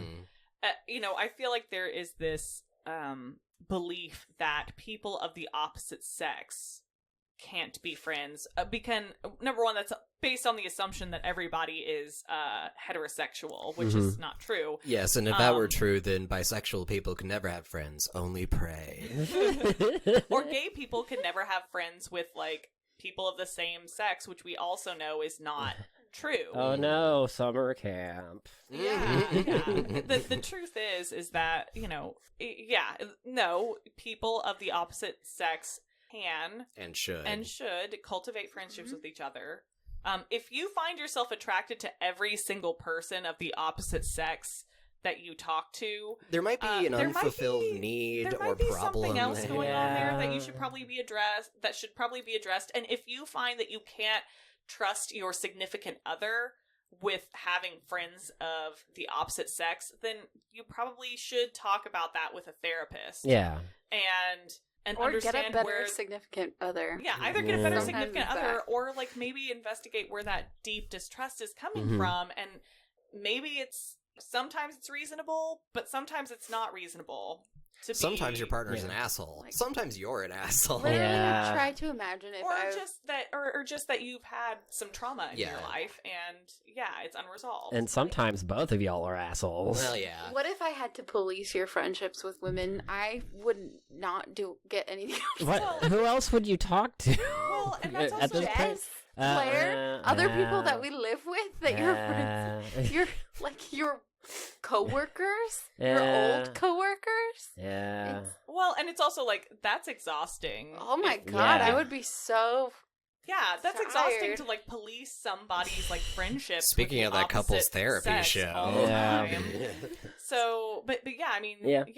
cultivating friendship with people of the opposite sex is really important. I also wanted to just kind of establish, like, the current trend in media to express and showcase men having emotion, discussing that with other people. Some of the current shows that we've watched, like The Bear or Punisher, even. Oh, yeah. Like, they kind of go into That has a it lot of and, interesting like, things to say about masculinity. and Oh just my like God, so just many. they have like a lot of different like just nuances to them now, and I really appreciate that. Yeah, Yeah. The Bear says a lot about male friendship and like those kind of dynamics. Yeah. I haven't seen that. I should. Yeah, We've been Yeah. trying I'd to like make them yeah. watch The Bear. Yeah. We'll get there. We We'll will get win there. them over. We have totally. such a backlog of stuff. I know. That's why we Yeah. made this show. Well, it's, Yep. yeah, because we love showing each other this stuff and we love talking about it. But I mean, I think that's actually a big preoccupation of our generation and our time. Is, like, we do know that masculinity is in crisis. Mhm. But not everybody agrees on why that's happening. And that's some why people, we have a lot of fascists running around. yeah, some people think it's because the women folks have gotten too much power and, like, they just need to get back in the kitchen. And it's like, that's not what's happening. So That's not where this is coming from. It is the fact that, I mean, I'm not even going to get into it, but I have plenty to say about, like, why masculinity is in crisis. But we can talk about that all day. But more importantly is finding solutions. Yeah. So if you guys don't know what the Hammometer is, it is a scale that we base how stupidly whatever a movie is. The scale goes from 1 being like, your Schindler List, or your very, very, nuanced. Life is beautiful. Life The is very, beautiful. Oh my very, god. Oh god, Life is Beautiful. Why is that not on our list? That movie. Because I won't watch it. That's valid. Anyway, 1's being like those kind of very movies. serious. 10's being like your Army of Darknesses, your Mars Attacks, that sort of stuff. Very, very silly. Crazy bullshit. Crazy bullshit. I have ranked this movie as a 6.5. Yeah. Yeah. 3 being Curly. Oh, yeah. 3 being Billy Crystal. Yeah. And 0.5 for that cute little Norman. He's so hammy. Because even though he's a cow. Pack bonding cow. Yeah. Yep. Love it. All right. So much. The chisometer. Chisometer. Yes. You know, in a way, like, I know there's a lot of humor in this movie, but I actually don't think it's that cheesy. Well, yeah, like, it handles a lot of emotional subjects, but it does its diligence to, like, take them seriously and not make it schmaltzy and weird. Yeah. I'd say maybe it's like a 4. Yeah. You know, I can see that. maybe 4 cheese. It's like, it's, you know, it's got its funny little cheesy moments, but it's actually kind of, despite being a comedy, there's a lot of seriousness there underlying it all. So what would be a level 4 cheese in your eyes? Like the taste, like the kind of cheese. Maybe a goat Munster. cheese. Oh, okay. Because it's like really nice and mild. Yeah. I like Munster. I freaking love Munster. It's a very nice mild cheese. I'm hungry. Mm. Well, The sauce-o-meter. yes. I think that this movie has a lot more ick than actual sauce. Yeah. Pretty low Relationship sauce-o-meter. with the young checkout girl, that's not saucy. The only sauce really comes from Billy Crystal and his wife's relationship. There's a little bit of sauce there, and so I give it a 2. But what about the ruggedness though? Well, but that's more That's the beef. Oh yeah. Because, like, sauce is about how horny it is. Yeah. Beef is how horny it makes you. Well, and it's interesting because there is a very lot of... good distinction right Yeah. there. They talk a lot about sex in this movie, but it's just really not, like, It's not in a saucy. sexy way. It's surface level, like, this is sex. Yeah. Like, it's not Sex. Yeah. They're like, don't you want to have sex? Don't you want to smang Don't that you want girl? to do the sex? You want Oh to no, Dude. not smang smang. it, girl? Let me Smang. Smash it and bang it. Yeah. All right, beefometer. So, uncomfortably. ironically, for a movie with so many cows in it, the beefometer is pretty low. But tish. Well, honestly, like, I don't know, rugged Billy Crystal didn't really do it for me personally. Like, he did look better, but Yeah, he he didn't looked better. like get my motor running or anything. Yeah. I don't know. I would say I would rank it the same as the sauce-o-meter. It's like a 2. There's not a lot of eye candy. Not even Curly. Curly didn't make me hot.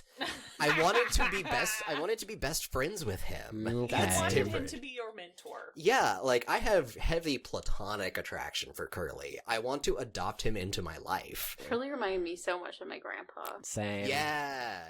So, like, I would say a 2 beef. There is a surprising amount of substance to that movie. Yeah. But it's also not like it's not very hammy or cheesy or saucy. It's more cerebral, I think. Surprisingly. You know, it's got a lot of, like, lettuce on it, I think. Yeah. It's actually pretty, like... This movie makes you eat your vegetables. Yeah, it makes you eat your vegetables. So that's what I'll say there. So, Ooh.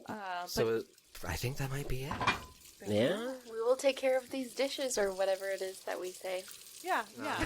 We're gonna take care of this cast iron.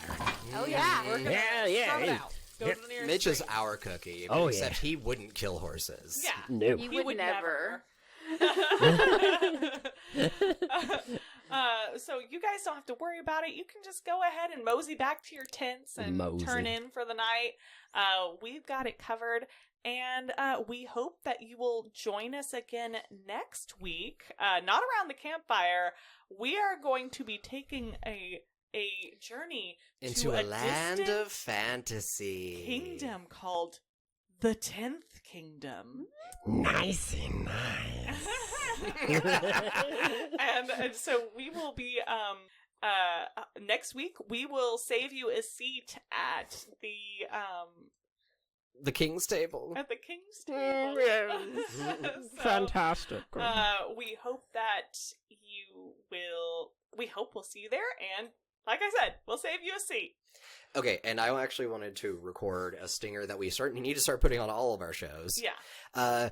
Media Morsels is made by Goblin Booth Productions. To see our other shows, follow us on Instagram at Goblin Booth Productions. And when we launch our website, goblinboothproductions.com. Yes, We we might. need that. Yep. Well, we might need to redo it Because you Chicky said in yes. the Yeah, middle. you started talking in the I'm middle sorry. of it. I thought we were gonna pause and then actually do it. I'm sorry. Okay. Just keep okay. this in at the I feel end. like it is so funny. Just randomly in the middle of it. 20 Yes. minutes. Like, I just spat all over the mic. last 20 minutes, I have had such a struggle, just like hanging by a thread over here. Okay. Take two. Deep breaths, everyone. Deep breaths. Okay. Hey! Absolutely not! Media Morsels is created by Goblin Booth Productions. To see our other shows, follow us on Instagram at Goblin Booth Productions and on our website, goblinboothproductions.com.